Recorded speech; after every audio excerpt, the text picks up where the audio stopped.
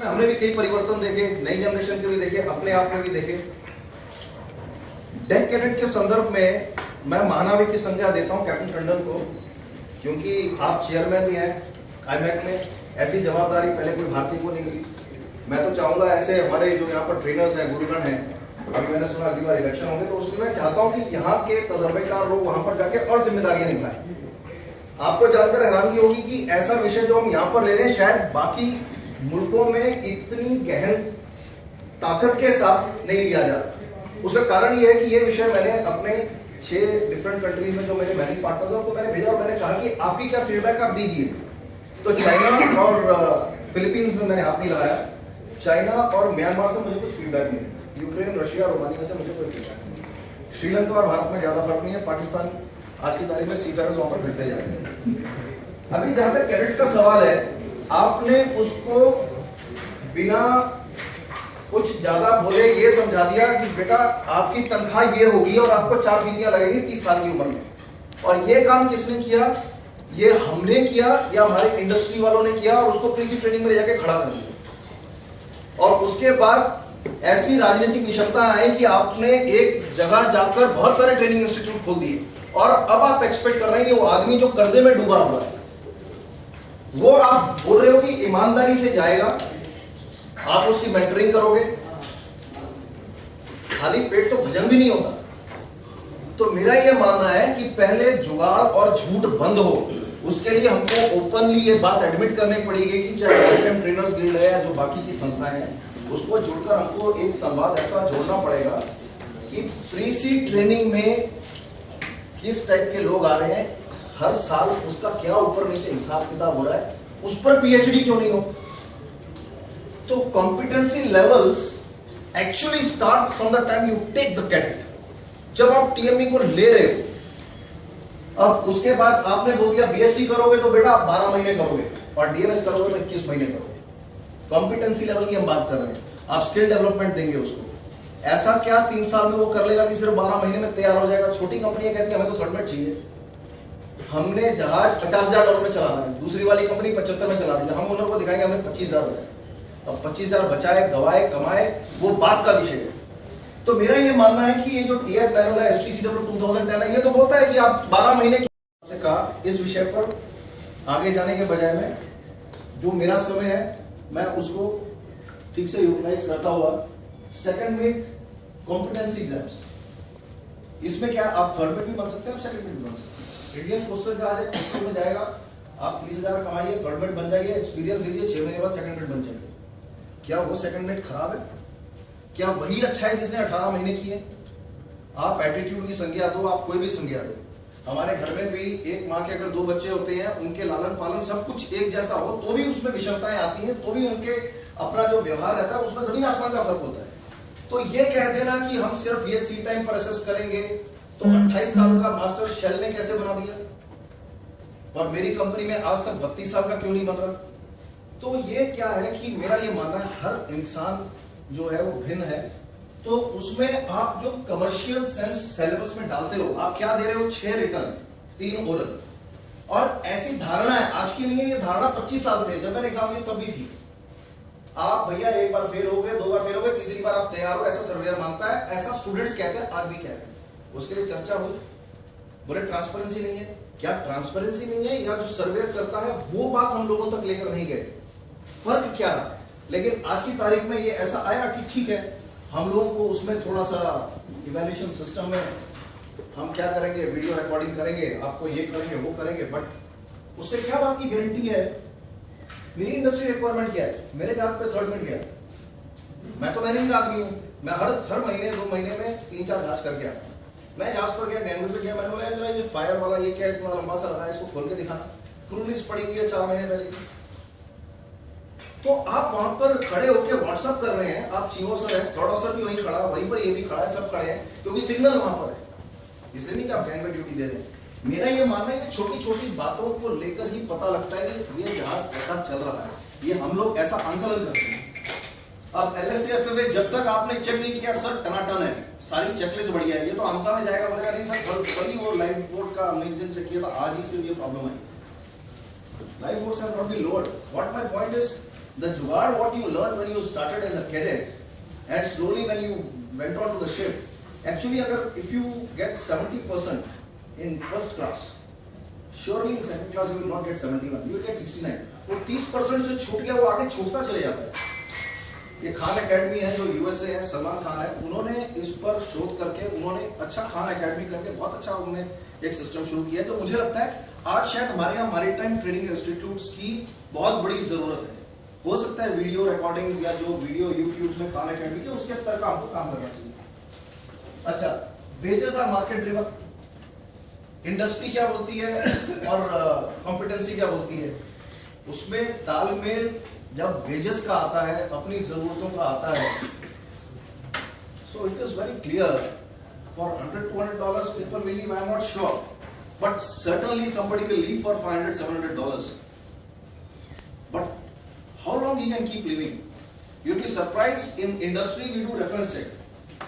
मेरे यहाँ पर अगर आदमी आगे बोले सर मेरी 7,000 तनख्वाह थी, बोलता कोई बात नहीं, 1 मिनट नंबर देना, हम फोन करते हैं उस कंपनी को, पूछते हैं 7,000 दी है इसको 2 महीने से गुजरने वाले में। So my point here is, as far as industry requirements are concerned, I would say that the commercial sense कि भैया आपका PSC में क्या डिटेंशन होता है, ये थोड़ा सा अगर इसको हम जब ओरल्स लेते हैं या जब हम रिटर्न्स में कहीं पर अगर ये सिलेबस में आता है, तो अगर इंडस्ट्री की तरफ से ऐसा फीडबैक जाता है, इसका इंडस्ट्री को फायदा हो सकता है। Quality of candidates from India, मेरा मानना है आज की तारीख में भी ऐसे होना चाहिए जो हमको पूछते हैं हिंदुस्तानी दे सकते हैं, any time we will prefer Indians.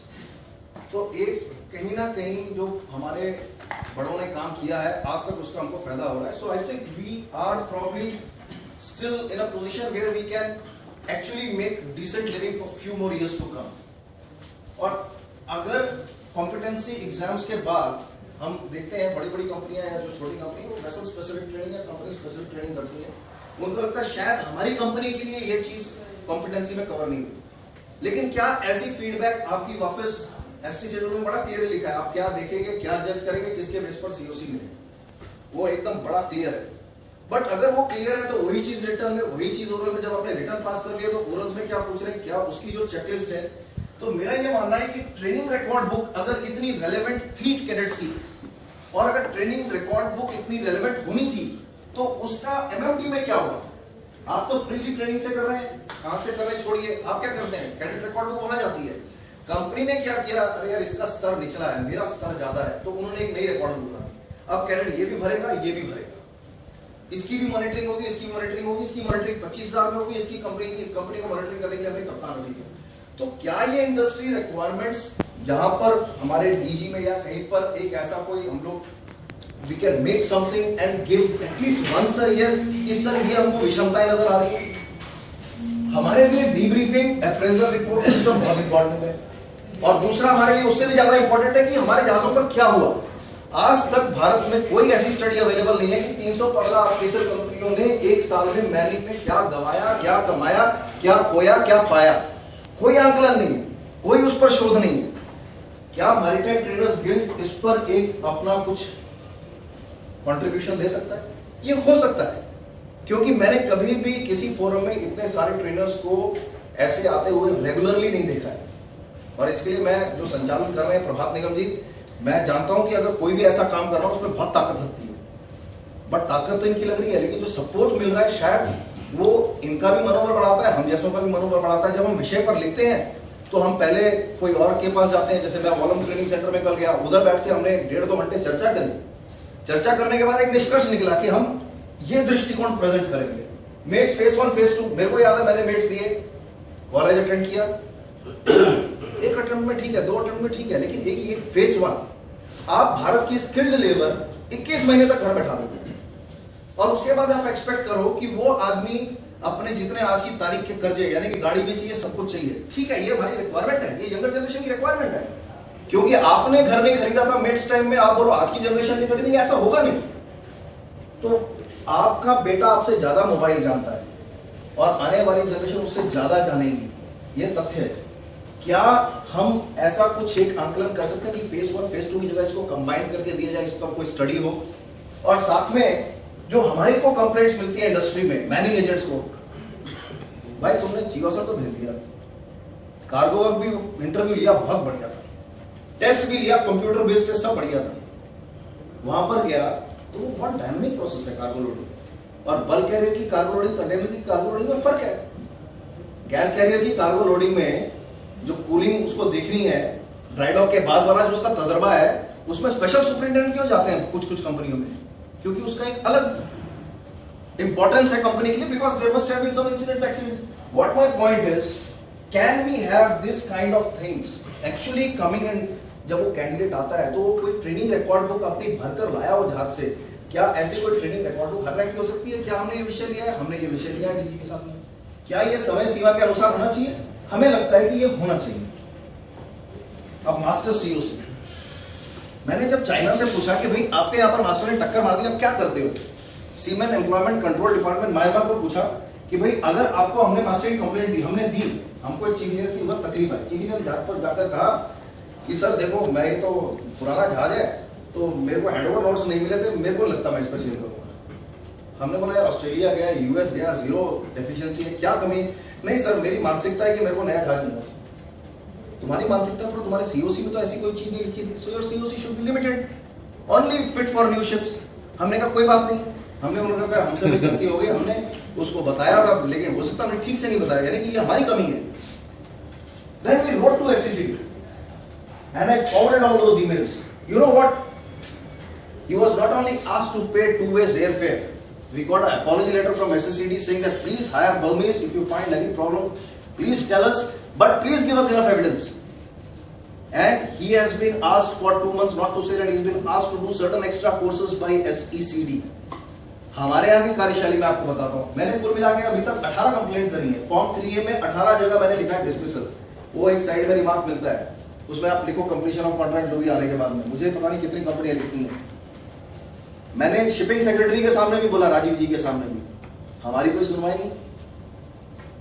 सब सीफेरर्स के लिए एमएलसी, जो कारण हो रहे हैं उन कारणों पर तो थोड़ा गौर करेंगे। मुझे लगता है सीफेरर्स का ही फायदा है, हम कोई उनके नुकसान के लिए नहीं बैठे हैं। भारत में अगर $1000 ज्यादा आएगा सीफेरर की एम्प्लॉयमेंट का, उसका हमें क्या नुकसान है? $1 बिलियन की इंडस्ट्री है ये आरपीएसएल कंपनी, हर साल हम लोग $1 बिलियन लेकर आते हैं।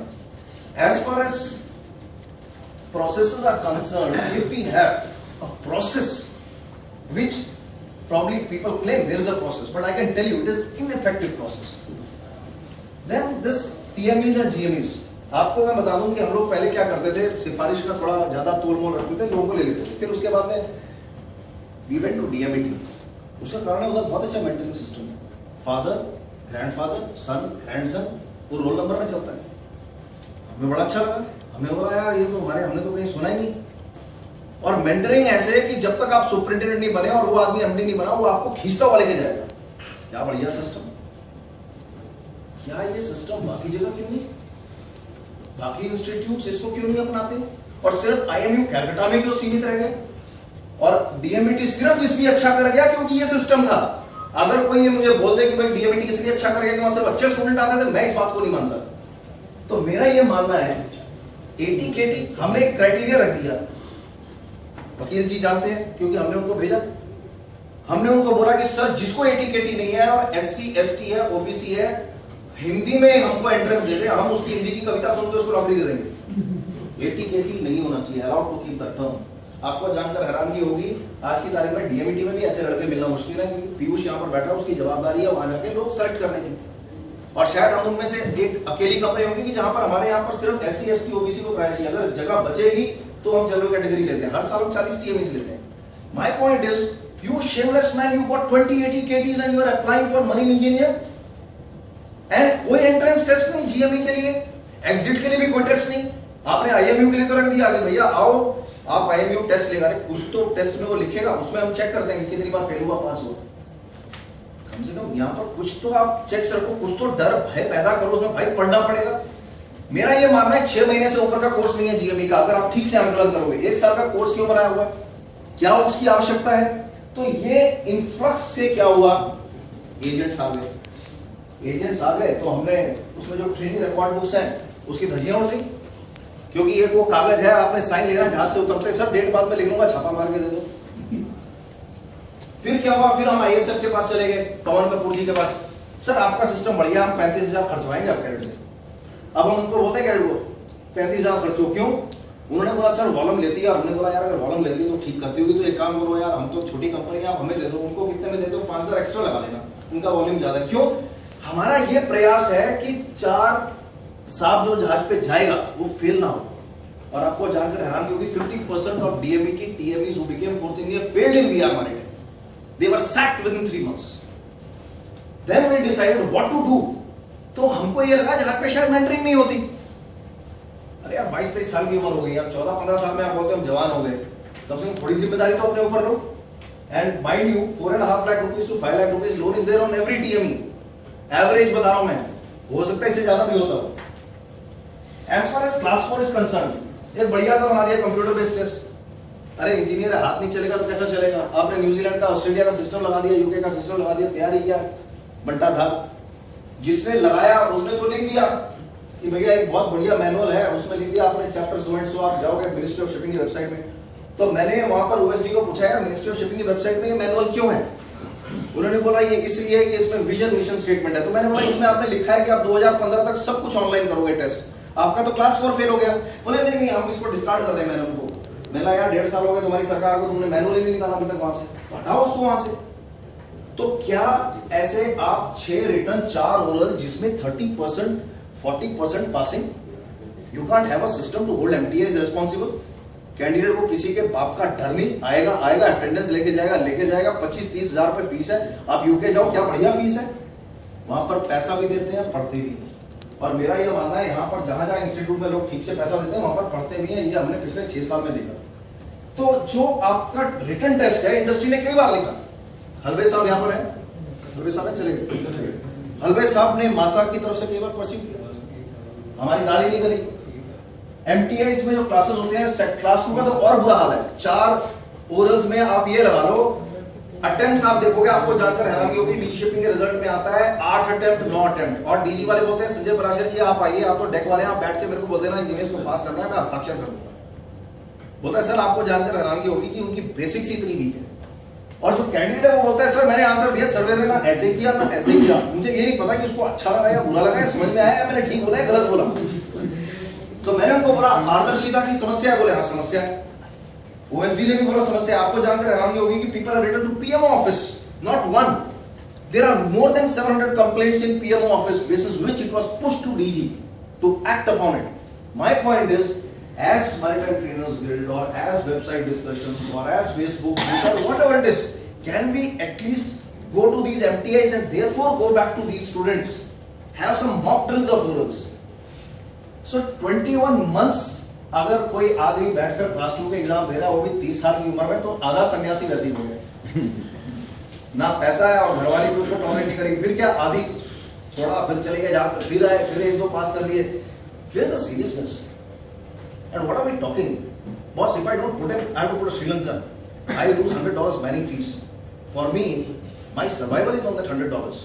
And mind you, out of 315 RPSL companies, it's only 20 RPSL companies which do 90% of the business, and 90% of the RPSL companies do 10% of the business. It is same like rich people in the world. 2% लोग ऐसे हैं जो पूरी दुनिया की आबादी का खाना कई सदियों तक खिला सकते हैं, लेकिन 98% ऐसे हैं कि जो डे लाइफ में स्ट्रगल कर रहे हैं। What my point here is, 500 COC एक साल में शायद कम है। क्लास 1 COC ओरल्स, क्या ऐसा कुछ मैट्रिक्स होना चाहिए कि इंटरनल एग्जामिनर एक्सटर्नल एग्जामिनर में एटलीस्ट 6 महीने आप जहाज पे सेल किए हो पिछले 3 साल में? ऑयल मेजर्स का मैट्रिक्स है। यहां पर आप दोनों की एज देखिए। फिर हमें बोला गया कि भाई इंडस्ट्री से लोग नहीं आते हैं, ठीक है, हमने पीयूष को लिया, हमने भेज दिया उसको, हमने बोला भाई आप कम से कम एमडी में जाके एग्जाम लो, आप चिंता मत करो, at least you will know what kind of quality we are getting, we will know what kind of things we are seeing on the ship, at least there will be something live, you know what my point is, should there be a matrix? आप जहाज पर कब cell किए, क्या उसका STCW 2010 की जो evaluation है, क्या उसका उस पर असर पड़ रहा है? लेटेस्ट रीजंस क्या है? ट्रेनिंग रिकॉर्ड को खाली क्रैक की रहेगी, मेरा ये मानना बहुत फायदा होगा। ये मेरे मुझे ऐसा लगा कि शायद ये अगर हम कहेंगे MTA के बिहाफ पर अच्छा रहेगा, इस पर डेलिब्रेशन हो सकता है और इसको चेंज भी किया जा सकता है। MTA रिस्ट्रिक्शन एक सर्कुलर है, आप इतने घंटे से ऊपर नहीं पढ़ा सकते, और ये फैक्ट है। सब इंस्टीट्यूट उसमें जुगाड़ करके ज्यादा ऊपर नीचे करते हैं। अरे झूठ की दुनिया में कब तक जिएंगे? आप बोलते हो 18 घंटे नहीं पढ़ाना, रहे हिंदुस्तान है, अच्छा आदमी है 100 घंटे पढ़ा, हमें कैप्टन जोसेफ पढ़ाते थे, रेवाड़ी साहब पढ़ाते थे, हमें तो किसी ने नहीं बोला कि यार इतने घंटे ही पढ़ाएंगे, उतना बोला बेटा जब समझ में नहीं आना तब आ जाना। और ये भी मैं आपको बता दूं, चले जाओ आप, एक इंस्ट्रक्टर है बहुत बढ़िया पढ़ाता है क्लास को, हाउसफुल, खिड़कियों से झांक झांक कर लोग पढ़ रहे हैं। वो जब पढ़ाता है तब दुनिया पहुंच जाती है, और वो जब नहीं पढ़ाता दुकान बंद हो जाती है उसकी। So what my point is, stop this jugaad and start, don't tell trainers what hours and what. हो सकता है कहीं ऐसी रिक्वायरमेंट हो, लेकिन हमको भारत के संदर्भ में देखना चाहिए, ऐसा मेरा मानना है। Annual feedback system from MTI is on training record book. I think training record book till the time you say it is redundant, वो 2000 में होगी, सीधा 2010 में नहीं बनेगी, फिर 2020 में बनेगी। ऐसा ऐसी क्या आवश्यकता है? हर एक साल में ऐसा यहाँ पर मिलते हो 3-4। और मेरा ये मानना है यहाँ we have to be bold. We just cannot be yes sir man and living with the glory of past. Maybe that system is fantastic, but bring it out to people, you know. So there should be some analysis and data should be published. Seafarers feedback is the most important. हमारी feedback का sir कोई meaning नहीं है। मैंने सर्वे किया, मैं institutes में गया और मैंने क्लास 2 के स्टूडेंट्स को पूछा, चेन्नई में 5 इंस्टीट्यूट्स में गया मैं, उसके अंदर मैंने पूछा आप कितने घंटे पढ़ते हो? बोले सर घर जाते हैं, सो जाते हैं, टीवी देखते हैं, उसके बाद आ जाते हैं, और यूके जाओगे तो सर पढ़ते हैं। अरे आप पढ़ोगे तो पास मत हो? बोले सर हमें भी पता है, लेकिन हम पास नहीं होंगे इसलिए हम सोचते हैं आराम से पढ़ेंगे। क्या मानसिकता है? अरे यार जहाज पे जाओगे, $8,000 कमाओगे, मैं दूंगा, इंजीनियर बन जाओगे, डायरेक्ट प्रमोशन में आ जाओ। कितने अटेम्प्ट लिए? हमारा भी होना पूछता है, भाई फर्स्ट अटेम्प्ट, सेकंड अटेम्प्ट, कितने अटेम्प्ट? क्या वो मैनुअली पढ़ पाएगा, नहीं पढ़ पाएगा? सीआईपी की इफेक्टिवनेस, वहां पर भी जुगाड़। अरे अगर आप कॉम्पिटेंसीज के एग्जाम्स ले रहे हो, आपके लिए सीआईपी बनाया गया है, कहीं तो तथ्य रखो। 100% placement of deck cadets, 100% placement of GP ratings, घर बार बेच के सीमेंस हॉस्टल में पढ़ा हुआ है, बाहर एजेंट खड़े हैं। अब्दुल गनी साहब का सीमेंस हॉस्टल बढ़िया चलता है क्योंकि उसके बाहर एजेंट भी बढ़िया चलते हैं। We have to be bold to accept this reality. ये नहीं चलेगा। मेरा ये मानना है सीआईपी में सच हो, आप आईआरएस जो भी क्लास है उसको बताओ कि भैया ये हमको दिक्कत आ रही है और ये चेंज करवाओ, भाई ऐसा नहीं चलेगा। 30% है तो 30%। आपके यहाँ से क्लास 2 एग्जाम लिया, क्या इंटरनल असेसमेंट किया आपने? क्यों 6 बार फेल हो रहा है एमएमटी में?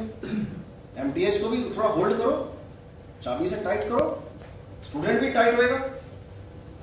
मेरा ये मानना है कि ऐसे एक मेमोरेंडम बनने चाहिए और ये सबमिट होएगा। मुझे लगता है उसका हम सबको फायदा होगा। धन्यवाद।